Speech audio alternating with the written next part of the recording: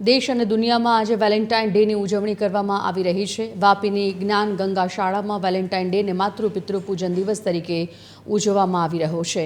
આવનાર નવી પેઢીને અત્યારથી જ વેલેન્ટાઇન એટલે કે પ્રેમીઓનો દિવસ નહીં પરંતુ પોતાના માતા પિતાને પૂજવાનો દિવસ તરીકે ઉજવવામાં આવે છે તે પ્રકારની પ્રેરણા આપવામાં આવી હતી। શાળા પરિસરમાં યોજાયેલા માતૃ પિતૃ પૂજનમાં શાળાના 1000થી વધુ બાળકો અને તેમના માતા પિતા આ પૂજામાં જોડાયા હતા, જ્યાં બાળકોએ ભક્તિભાવથી પોતાના માતા પિતાને પૂજા આરતી કરી હતી। આ પ્રસંગે પૂજા વિધિ દરમિયાન ભાવુક દ્રશ્યો પણ સર્જાયા હતા।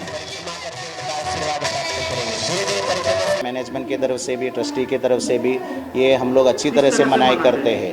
हम लोग है ना पेरेंट्स का पूजा रखते हैं, उसमें एक महाराज को हम लोग अच्छे तरह से बुलाते हैं। उन लोग अच्छी तरह से पेरेंट्स का पूजा बच्चे को बताते हैं, बच्चे लोग उसके आदेश से ये अच्छी तरह से करते हैं।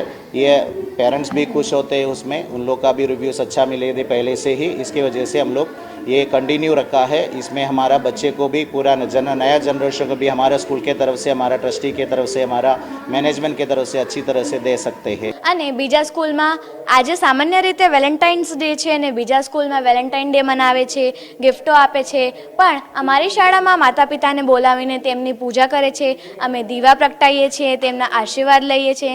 એમ તો અમે ઘરે રોજ જ પગે લાગીને જઈએ છીએ, પણ આ એક માતૃ પિતૃ દિવસના રીતે અમે તેમનો આભાર માનીએ છીએ અને તેમના આશીર્વાદ લઈએ છીએ, કેમ કે અમારી ભારતીય સંસ્કૃતિ જ અમારા માટે સર્વશ્રેષ્ઠ છે અને તેમના પર અને વિશ્વાસ છે।